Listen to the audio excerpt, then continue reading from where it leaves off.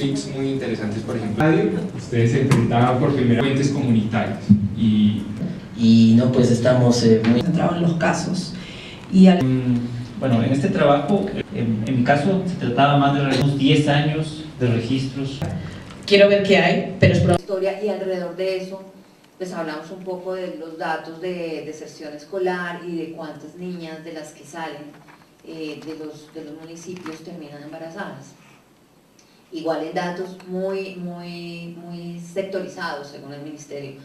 De lo que logré entender, porque esto de no conozco Bolivia tampoco y no, o sea, pues uno sabe quién es el presidente, más o menos cómo se mueve, cuál es la política, pero hay un grupo de jóvenes que han rodeado al presidente, que tienen muy poca experiencia, casi nada, y entonces como no dominan los temas, además no se exponen mediáticamente. Quienes terminaron hablando fueron ONGs, bueno, sí, ministerio, ellos hicieron un esfuerzo enorme porque los funcionarios les hablaran y por conseguir los datos. O sea, ayer le estaban llegando a Freddy los datos de una parte de la encuesta. O sea, esto yo le dije, pues por supuesto, tienes que seguirlo trabajando porque no es nada consecuente la inversión. O sea, llevan 2 años de este gran plan y están en este momento empezando a conseguir recursos para otro en que van a conseguir 8 millones de dólares sin ni siquiera haber evaluado el otro, sin que exista una cifra. Y a raíz de las entrevistas encontramos que este problema que se presenta en Colombia y en Guatemala, todas las mediciones son sobre niñas de 15 años en adelante, y lo que nos decían tanto del Ministerio de Salud, les dijeron ellos, del Ministerio de Salud y de las ONGs, es que han encontrado niñas de 10 y 11 años embarazadas y que realmente el problema va por ahí, que está bajando demasiado el segmento de edad y nadie lo está mirando. Es mucho, digamos, lo que habría que hacer, pero está totalmente cerrado. O sea, el gobierno mantiene, es como un veto con la prensa en cuanto a todas las cifras, toda la inversión, que es difícil. El acceso a datos, no hay ley de acceso a datos, ni siquiera las informaciones de la organización estadística tienen una forma fácil de bajar, sino toca solicitar archivo por archivo de cualquiera de las encuestas que hacen. Entonces realmente es muy complejo, hay una ausencia de datos grandísima a la que de cierta forma se ha acomodado un poco el sector periodístico, según me decían ellos, pues ya como que están acostumbrados, vamos a la fuente, pero digamos que lo que quedó probado es que buscando por lo menos se logra trazar una línea de que no existe.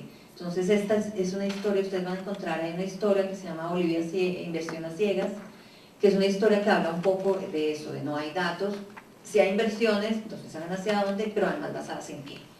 Y las dos historias de la de Esther, que es la historia de Virginia, y la de Freddy, que es una historia de Chayagua muy interesante también. Sorry, I missed that.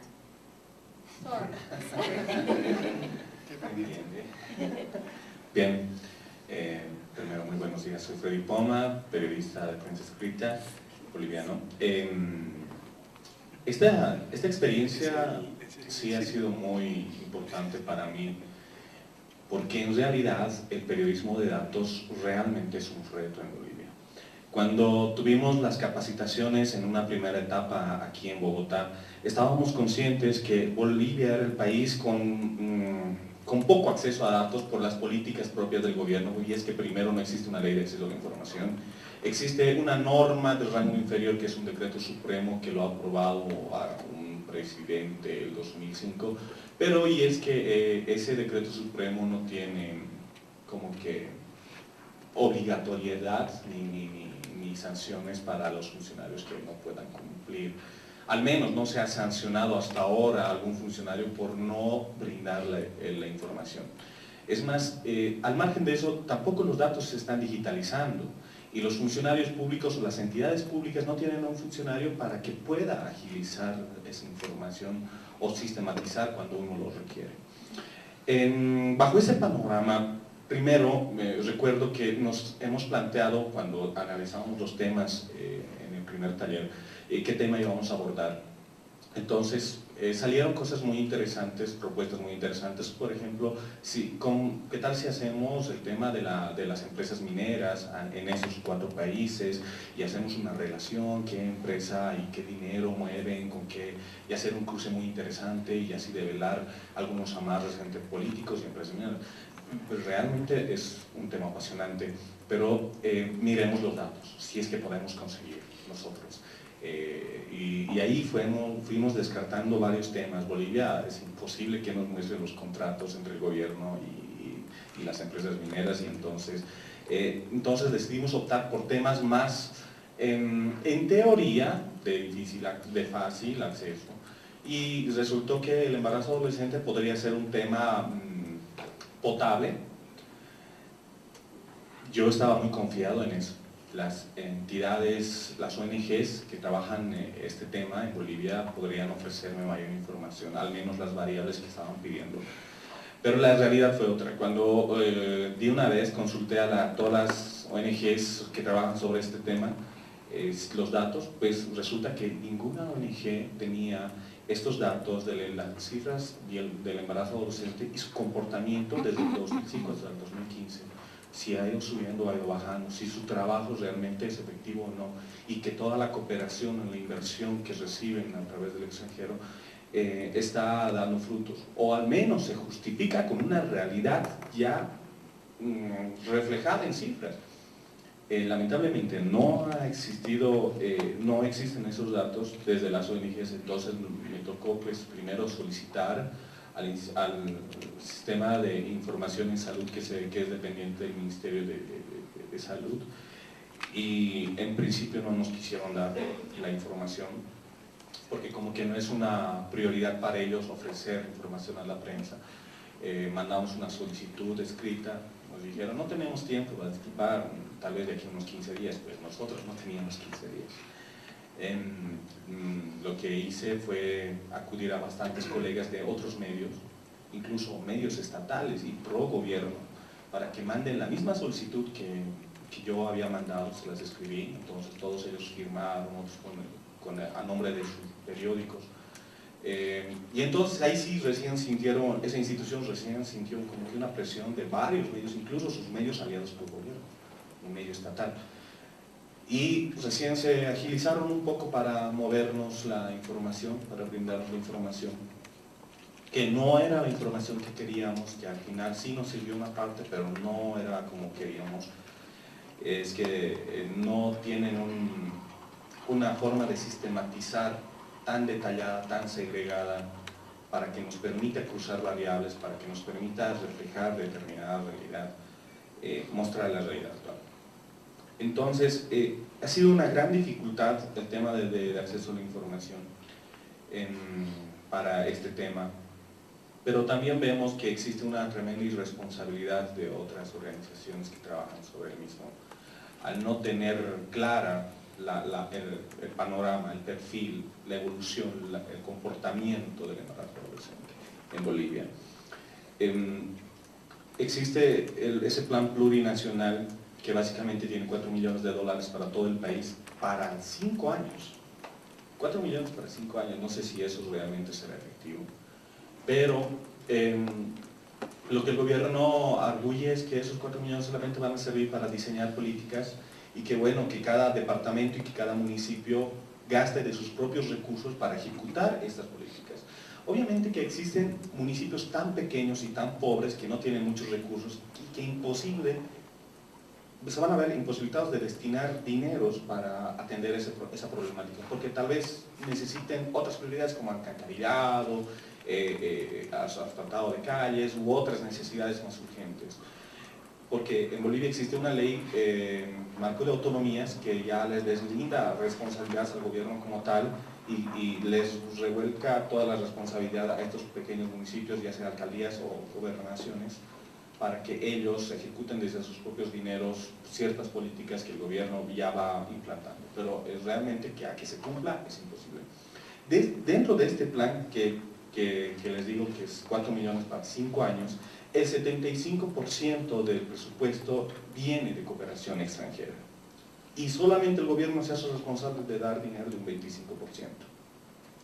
entendemos que este tema del embarazo adolescente está dentro de los objetivos del milenio. Pero lamentablemente el gobierno de Bolivia no lo está tomando en serio. Paralelamente a este plan plurinacional para la prevención de embarazo se ha creado un plan de prevención de embarazo desde el Ministerio de Salud como Ministerio de Salud, que apunta a un presupuesto mucho más amplio, que tiene como 8,4 millones, ¿no?, de dólares, para igual una cantidad similar de años. Hablando con la responsable de este plan, me comenta que básicamente esta área que está gestionando este plan se está volcando meramente a recibir dinero del 100% de cooperación extranjera, porque el gobierno básicamente nunca los ha dado. Entonces es como una situación totalmente desatendida en el país y es bastante difícil acceder a este tipo de información, y también por la forma en la que se recoge la información.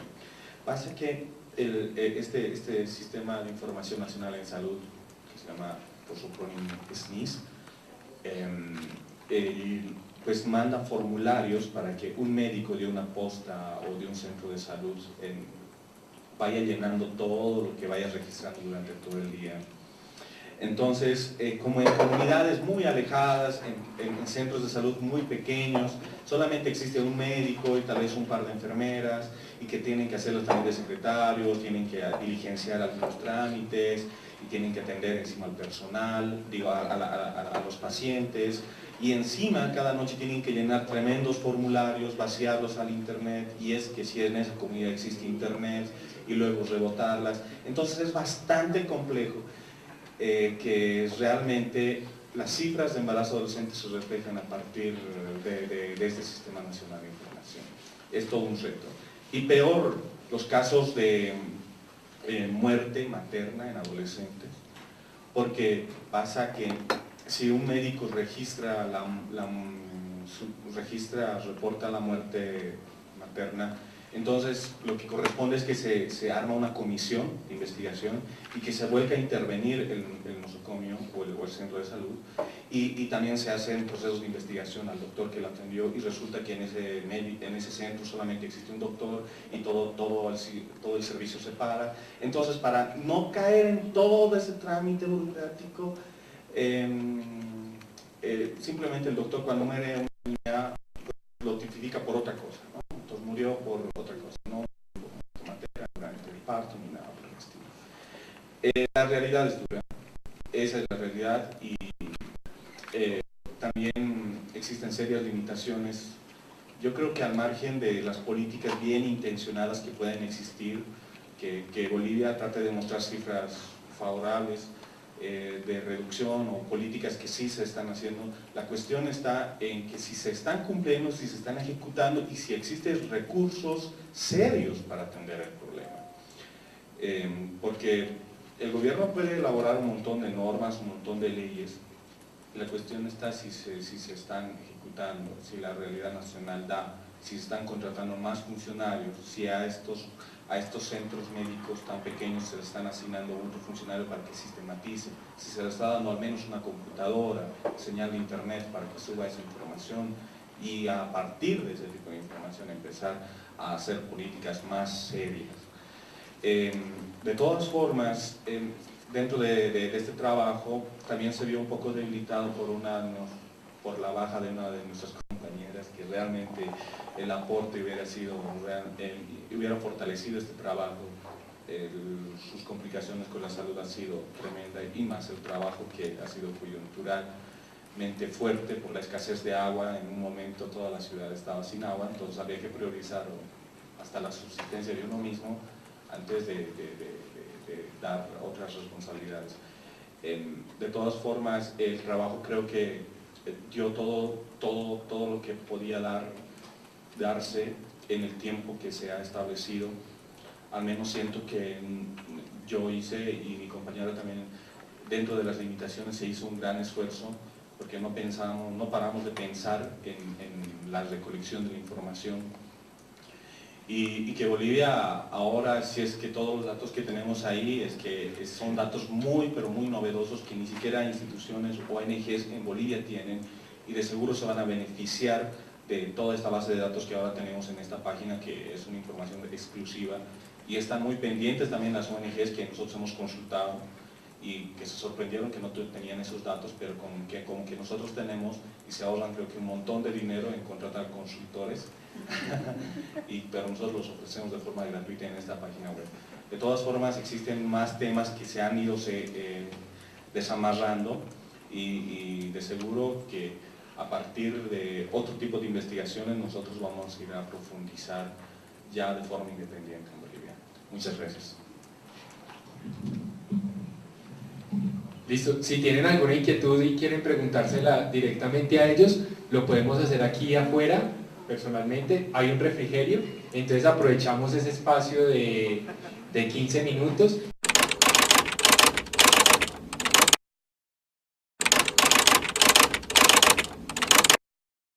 De zona urbana, zona rural, si estaban dentro del gran área metropolitana, fuera del gran área metropolitana, y los cruzamos con otra serie de datos.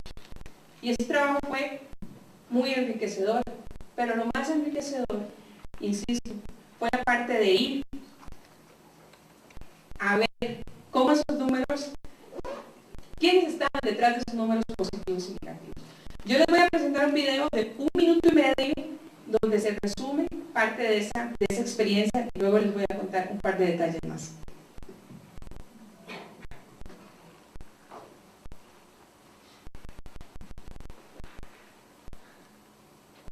Este especial de periodismo de datos consiste en una serie de 3 reportajes sobre abandono estudiantil en las 643 secundarias públicas.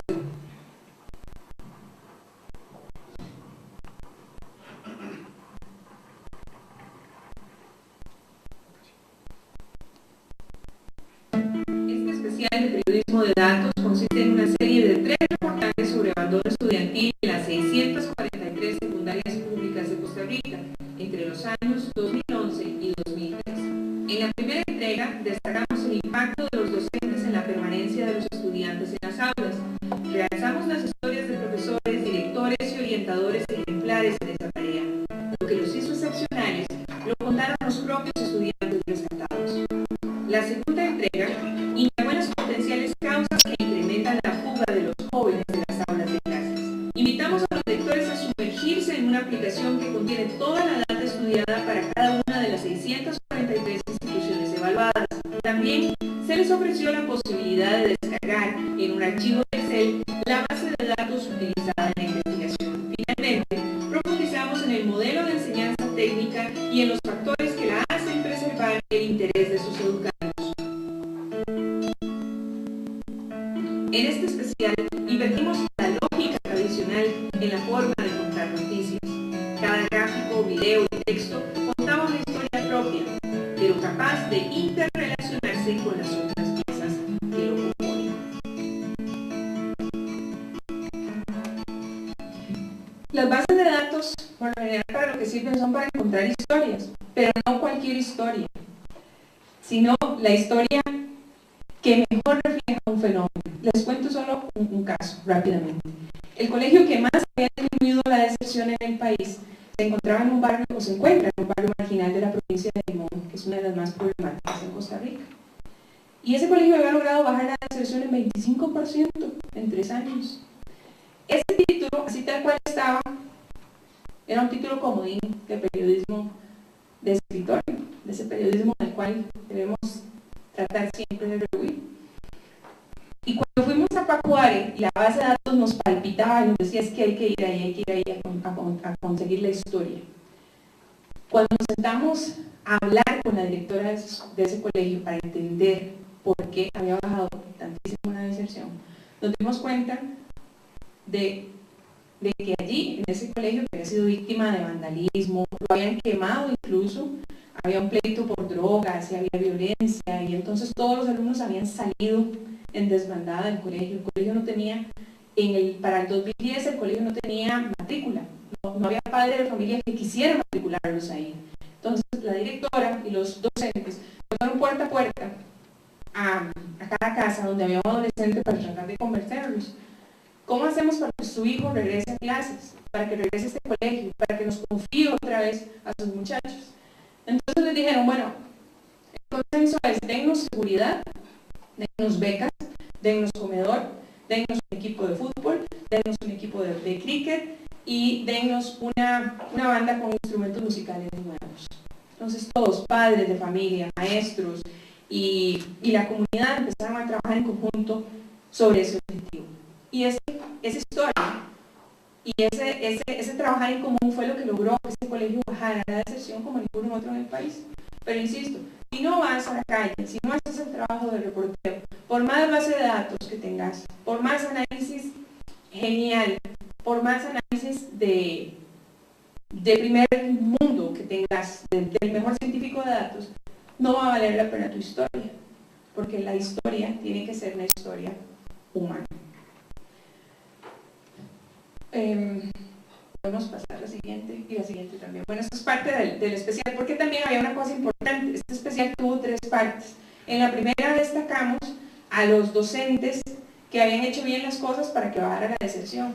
En la segunda había que evidenciar a los que lo habían hecho no tan bien, y también sentar responsabilidades tanto de los directores como del propio sistema, que de una manera a veces muy maquiavélica excluye también a ciertos tipos de poblaciones.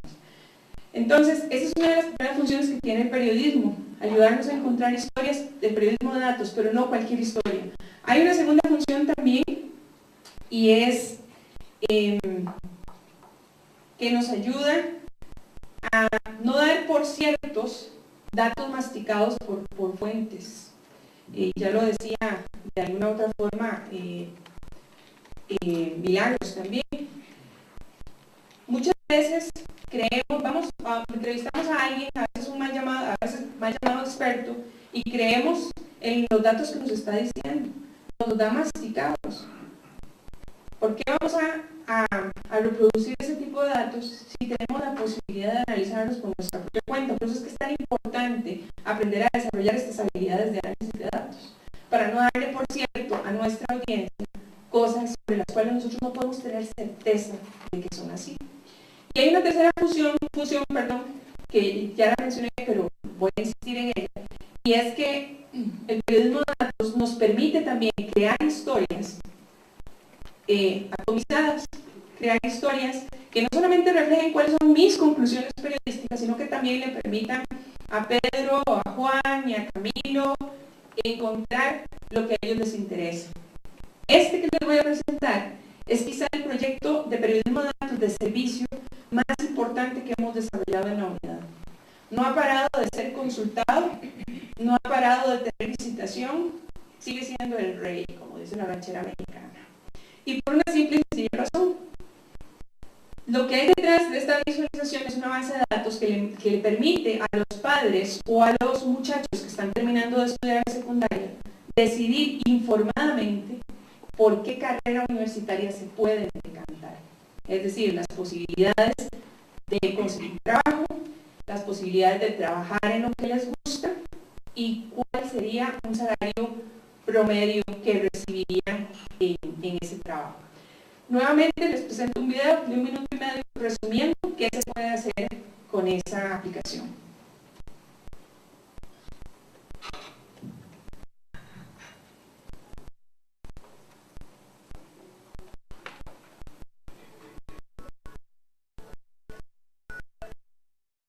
Su futuro es una narración basada en visualización de datos, publicada en marzo de 2015.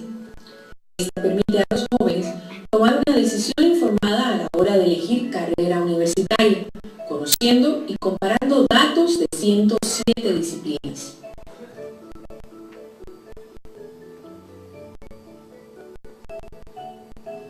Así, se puede descubrir la realidad del empleo y la posibilidad de trabajar en lo que estudiarán.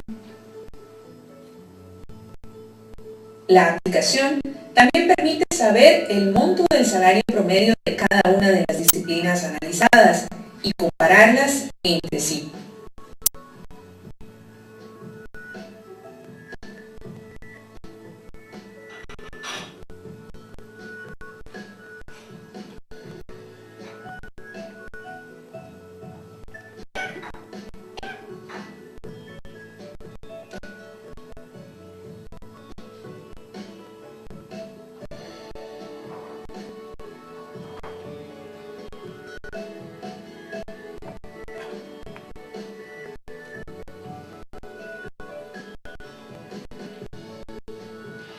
los datos, la base de datos que dio origen a esto, estaba destinada a ser un simple y mortal PDF colgado en la página del sitio del Consejo Nacional de Rectores, que no sé cuánta visitación entre la gente joven tendrá. Cuando nos dimos cuenta de que sacaban esos datos, inmediatamente fuimos y tocamos la puerta y los solicitamos, porque sabíamos que tenía un potencial muy importante de servicio para la gente. Entonces, cuando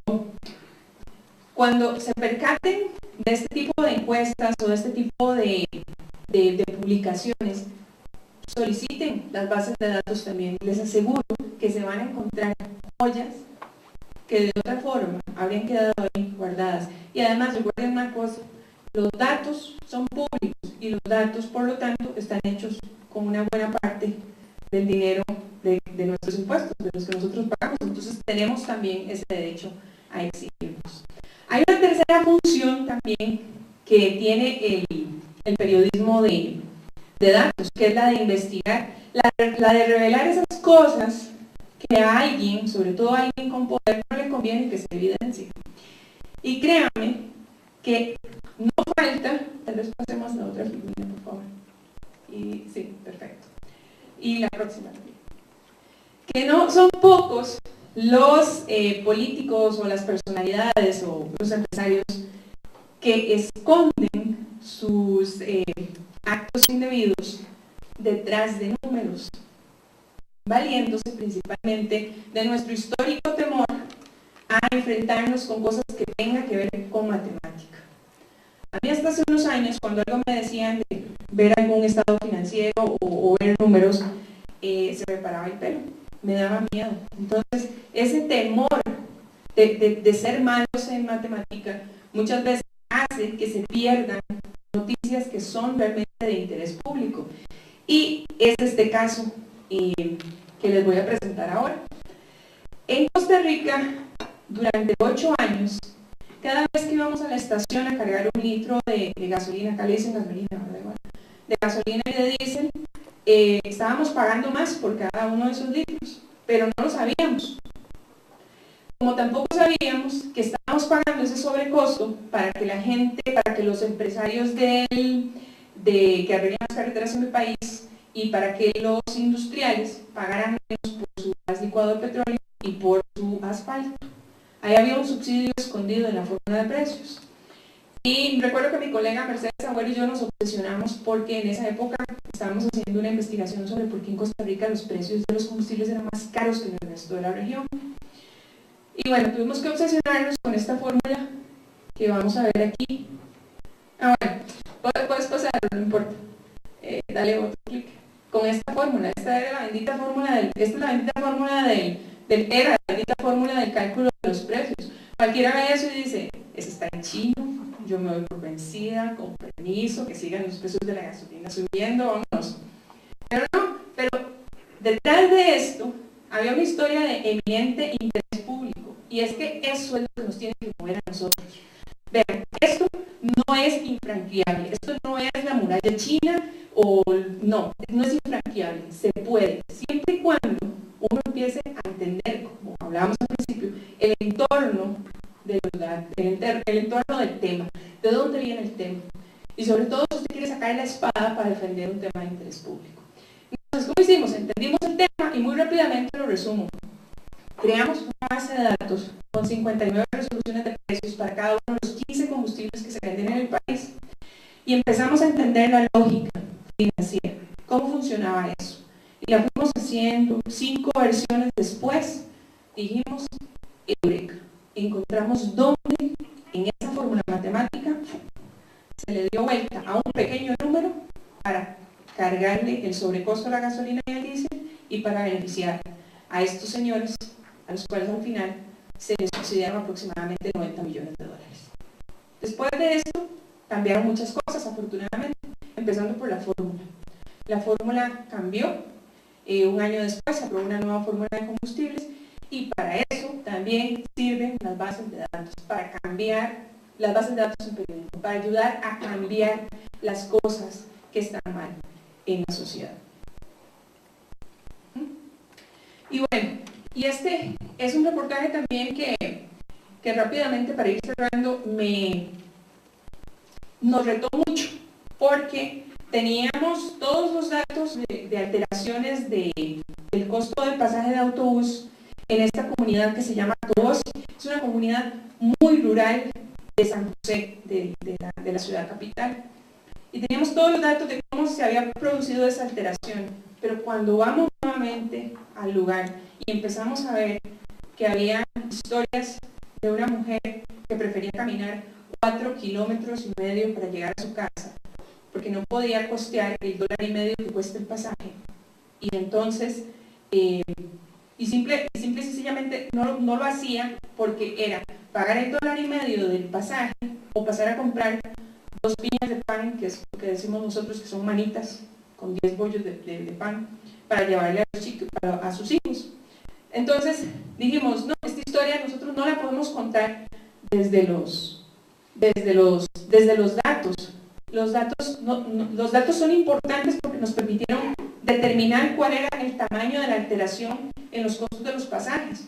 Pero la historia era una historia muy humana y teníamos que contarla. Dale clic a la anterior. Eso ahí. Y al sitio web. Creo que lo tienes, exacto.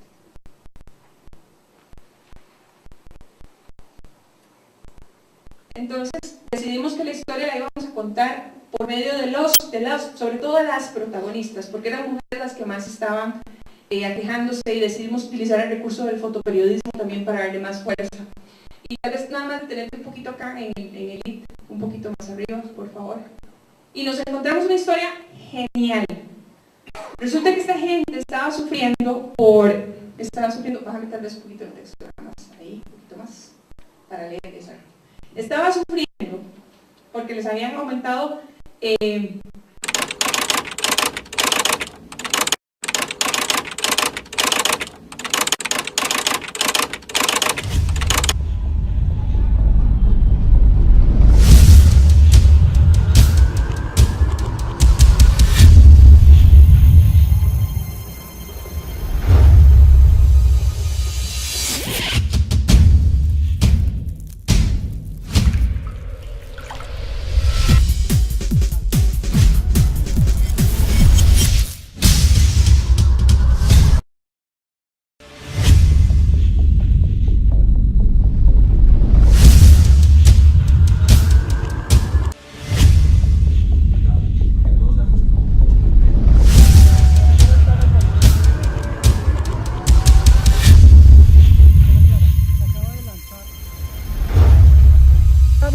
Va a ser la gran presentación de esta memoria que llevamos construyendo durante 5 años.